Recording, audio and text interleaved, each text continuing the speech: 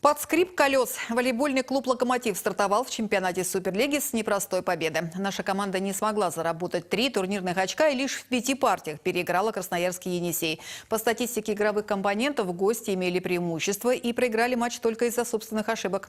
Разбор неоднозначного поединка подготовил наш корреспондент Евгений Савченко. Красноярский «Енисей» скромный в сравнении с «Локомотивом» клуб. Мировых звезд нет, есть игроки сборных Болгарии и Украины, плюс добротный российский состав на вырост. Ребята настроены на работу, все им нравится, устраивает в нашем клубе, поэтому думаю, что потенциал у нас хороший.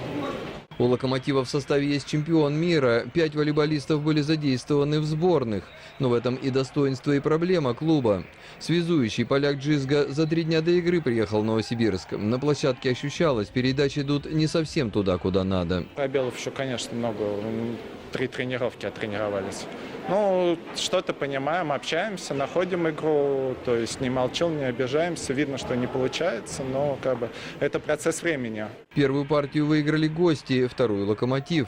Третья шла до больше-меньше. В концовке блеснул Ивович, вытащил сет 26-24. Хозяева выигрывали во многом за счет ошибок гостей. Один лишь Ерещенко не подал 9 раз. По ошибкам на подаче «Енисей» проиграл 11 очков. В игре красноярцы выглядели поинтересней, а вот у «Локомотива» плохо работал прием, наши уступали на блоке и в первом темпе. Чуть уменьшив собственный брак, красноярцы восстановили паритет в 4-й партии. Главной ударной силой «Енисея» был Кирилл Клец, новосибирский воспитанник, отданный в Красноярск. В составе гостей также играл Роман Жось. Наши воспитанники не проходят состав «Локомотива», но вполне пригодны, чтобы обыгрывать вырастивший их клуб. В 5-м сете оппоненты шли на равных. Клец под 13-м номером вбивал мячи в нашу половину. Но и в составе «Локомотива» был 20-летний воспитанник, связующий Константин Абаев.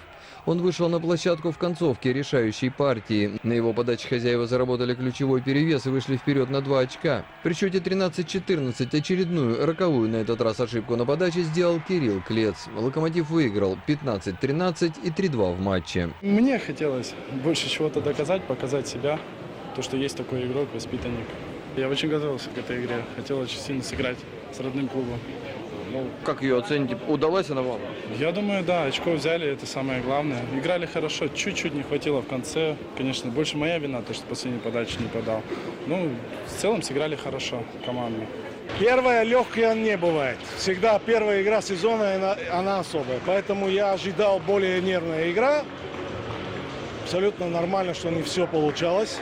Ожидания были более, можем ли мы выиграть 3-очковую победу.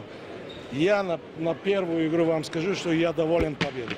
На текущей неделе «Локомотив» проведет еще 2 домашних поединка против Новы и Югры. Оба наших соперника проиграли в первом туре со счетом 0-3.